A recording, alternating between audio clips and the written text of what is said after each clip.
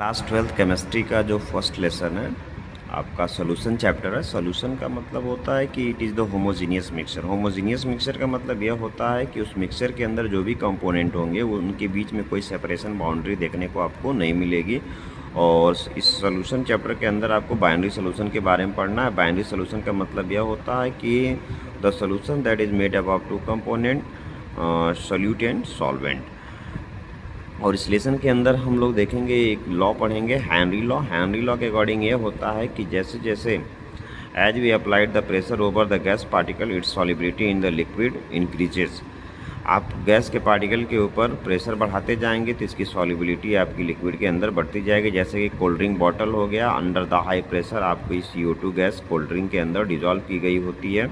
या scuba diver यदि जैसे ही डीप सी में जाता है तो प्रेशर बढ़ने के कारण जो नाइट्रोजन गैस भी होती है वो भी उसके ब्लड में डिज़ोल्व हो जाती है। तो हेनरी के अकॉर्डिंग हम देखें फार्मूला तो P is directly proportional to X where P equal to KH into X। और ये जो भी फिनोमिना आपको देखने को मिल रही हैं ये सब एक कांस्टेंट टेम्परेचर पे है। अब Dalton's law of partial pressure के अकॉर्डिंग हेनरी ने अपना ये लॉ दिया, अपने लॉ को मॉडिफाई किया और उन्होंने बोला कि यदि एट इक्विलिब्रियम जो जितने मैक्सिमम नंबर ऑफ पार्टिकल आपके लिक्विड में डिज़ोल्व होंगे उतने ही मैक्सिमम नंबर ऑफ पार्टिकल आपके वेपराइज होंगे और वे वेपर में कन्वर्ट हुए पार्टिकल इस लिक्विड के सरफेस पे प्रेशर अप्लाई करेंगे या ऑल डायरेक्शन में आपको प्रेशर अप्लाई करेंगे।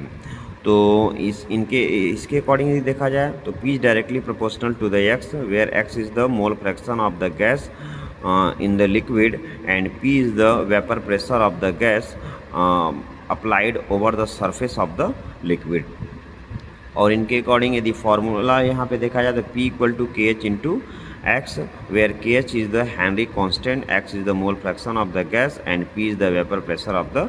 पे एक ग्राफ देख, यहाँ पे हम हेनरी के अकॉर्डिंग यदि ग्राफ देखें कि जैसे जैसे सॉल्यूशन के अंदर या लिक्विड के अंदर गैस का मोल फ्रैक्शन बढ़ता जा रहा है तो इसका वेपर प्रेशर भी इंक्रीज करा। जब 0.05 मोल फ्रैक्शन है, मोल फ्रैक्शन की वैल्यू 0.05 है तो वेपर प्रेशर आपका इस पॉइंट पे है। जैसे जैसे गैस के पार्टिकल का मोल फ्रैक्शन लिक्विड के अंदर 0.06 हो रहा है तो आप देख रहे हैं इसका वेपर प्रेशर इंक्रीज कर जा रहा है, पहले से ज़्यादा हो जा रहा है। फिर 0.07 हम पे इसका वेपर प्रेशर उससे भी ज़्यादा हो रहा है। तो हमको इस हेनरी लॉ में क्या देखने को मिल रहा है कि vapour pressure of the gas increases as its amount या mole fraction in the liquid increases.